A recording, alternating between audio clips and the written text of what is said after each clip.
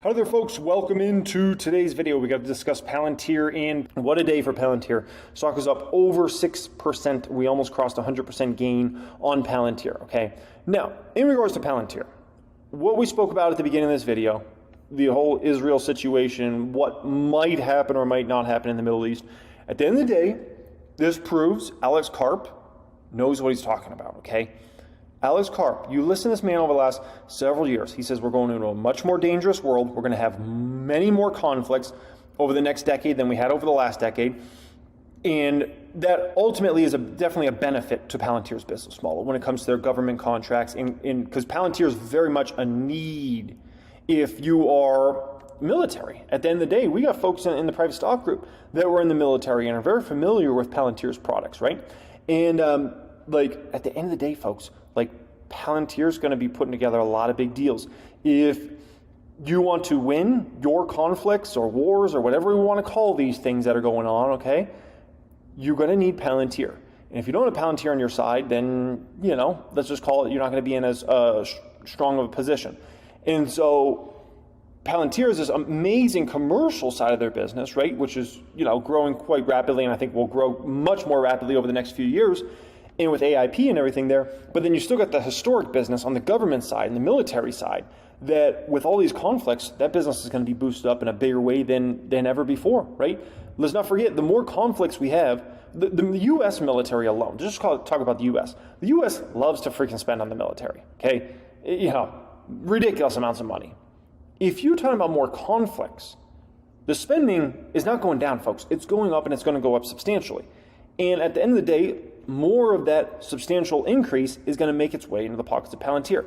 This is also why you saw stock like Northrop Grumman up, 10%, 11% today? Look at the defense contractors today, folks. Those stocks were up 7, 8, 9, 10%. Pull up a heat map of those stocks. You'll see exactly what I was talking about. And so, just keep in mind when it comes to any of this conflict, anything that gets worse is a benefit to Palantir, and anything where budgets go up, spend goes up, it benefits Palantir, and a lot of that money will end up making its way into Palantir's pockets. It just will, okay? Where Palantir peaked at the very beginning of 2021, right? Very beginning of 2021, and then was just down and out from there. And basically, it took up the stock about 2 years or so to bottom. And it formed a big bottoming formation kind of in that $5 to $9, $10 range for basically about a year. That's where it was at. And then obviously we started to climb, from where we started the year, which was $6 a share or so, to now we're closing at 17. Who knows? Maybe we were 20 plus by the end of the year. But very similar, I think, is going to play out here with PayPal in regards to this. I think this is very Palantir situation in regards to the recovery of the stock and kind of everything I see playing out there. What's happened with the business and the valuation, everything like that, reminds me much more so of Meta. But in terms of stock price, it reminds me much more of a Palantir situation. I think, my confidence is not wavered at all in regards to PayPal. If anything, it's more than ever. Palantir has been tremendous to me so far. We've already doubled our money in Palantir stock, already up 102% on the stock, up $50,000. And this is in the public count. I own 5,555 shares. The other side, PayPal, certainly not treating me well so far. I'm down 15K on this one and down a little over 13%, right? So two stocks and two total divergent angles. Now, let's attack Palantir first.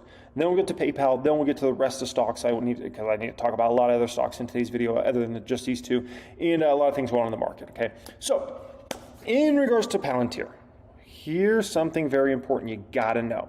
You gotta know this. Analysts might be massively wrong in terms of their EPS projections over the next couple of years. Okay, so basically, analysts have Palantir only growing earnings per share by about 18% next year, 18 to 19% range. And that's about 17 analysts cover that number there, okay? Now, that would put the stock trading at about 66 times 2024 numbers, right? Which looks high for the company. I mean, just in the market in general, the average stock in the market trades at maybe about 20 times, maybe 15 times the upcoming year's numbers. So when you're trading at 66, it makes you look like overvalued trash, right? That number could be extremely conservative for next year. When you think about the government deals that are incoming for this company, it looks like NHS is going to be there, right? When you think about the commercial side of the business, when you think about the crazy demand for AIP and what that will generate for the company's Foundry product, and potentially AIP if they can, get some revenue from that, start to roll in 2024, that's pretty tremendous, right? And what that can do for the earnings per share of the company is pretty unbelievable.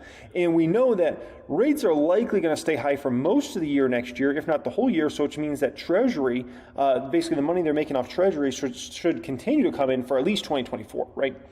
And then for 2025, basically analysts have them only doing 23% earnings per share growth, only getting us to 33 cents of EPS. Now keep in mind, when companies are at the infant stage of profitability, which this company's just hitting profitability this year at Palantir, right? Usually over that next couple years, many times you see the company's earnings per share growth accelerating at hundreds of percent or thousands of percent, okay? So here we are at infant stage of EPS, and analysts are like, no, only 18%, 23%. If this is a well-established company that's been profitable for 100 years, 18%, 23% is amazing. For infant stage profitability company, that's bad. Like, you need to be growing earnings per share, honestly, like, at least 50% a year-over-year basis, but really you need to be growing at like hundreds of percent in those first few years.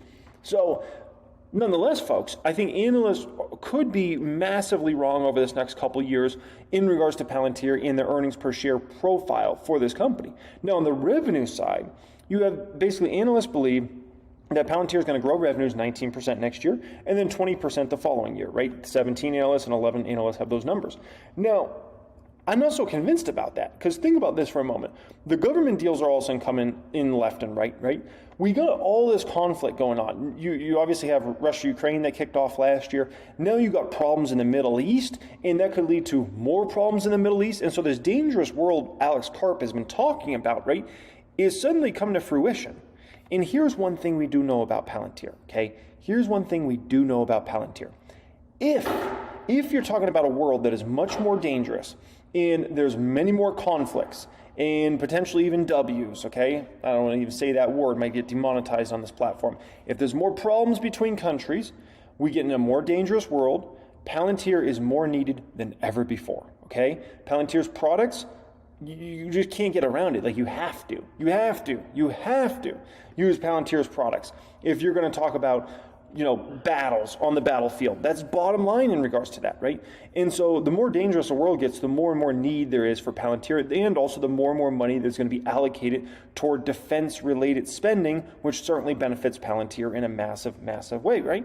Now, simultaneously, more and more, like, all these companies are all of a sudden using Palantir left and right, for their AIP platform and testing out their product. And so all of a sudden, Palantir is the center of the universe when it comes to artificial intelligence, using your data as a company to, let's call it, make much better decisions. And so suddenly, Palantir is the center of the universe for the government, and it's the center of the universe for companies that need AI capabilities, right?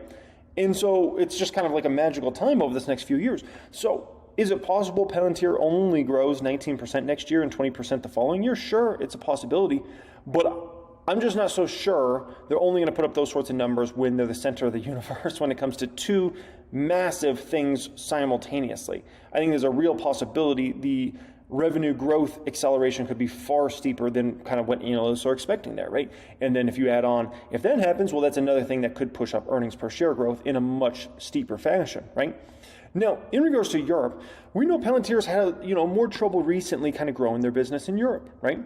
Well, Europe's going to have to consider more and more Palantir's products. If you're going into a more dangerous world, the Europeans, I know, a lot of folks in Europe in general, they don't want any problems or conflicts or things like that, but you don't have a choice anymore, okay? You simply don't have a choice. We don't even know, where this Russia-Ukraine thing is going to go. We don't know if how far things are going to go there. It's still an ongoing situation. It could be ongoing for years. We don't know what's the next steps at the end of that, right? Or when even the end of that is, and what does that have ramifications for any other countries? It's a mess. And so the bottom line is folks in Europe are going to have to consider using Palantir on a much higher level over this next few years from the government side. And also, if more and more folks are using it on the government side in the European market, guess what? It's going to mean more customers in the commercial market, right? And if we think about Palantir, the great thing is this business is starting to scale out. They're still at pretty early stages of scaling out, right? But something I'm starting to see that's really been a change just in the past 12 to 18 months is Palantir's got a lot of these happy customers that are now starting to tell other companies about like the wins that Palantir is helping them and explain like, here's what Palantir did for us. You know, we spent this much on it. It helped us save this much. And that gets a lot of other folks very excited about Palantir and like, hey, I should probably consider using Palantir for my business, right? Also on the government side, same exact thing. If one agency, right, or government body is using Palantir for something, there's a much higher probability another government agency is going to end up using Palantir's products, right? When you got a happy customer, they tell a bunch of other people, right? If I love a restaurant, I'm going to tell a bunch of people. I'm going to want to take a bunch of people there, right? It's you know, word of mouth has always been the most powerful thing in business, and it still remains to this day the most powerful thing in business, right? So they're getting to that sort of scale now, where word of mouth is spreading about Palantir's fabulous product and how much it's helping folks.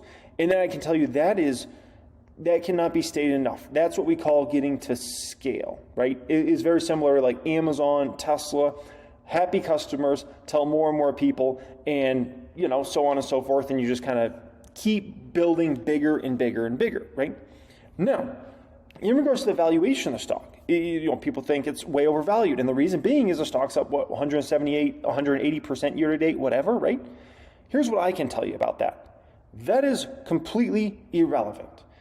It doesn't matter if the stock's up 50,000% or it's down 50,000%. Okay, that would be technically impossible, okay? But it doesn't, it's completely irrelevant. You got to look at the PE ratios, you got to look at the future growth rates, and then be able to justify, like, okay, this industry, are they trading at a cheap valuation, a fair valuation, things like that. Companies like a Palantir would usually trade at, if they're slower growth, we usually trade at around a 30, you know, forward P, something like that in this industry with these sorts of sticky business models.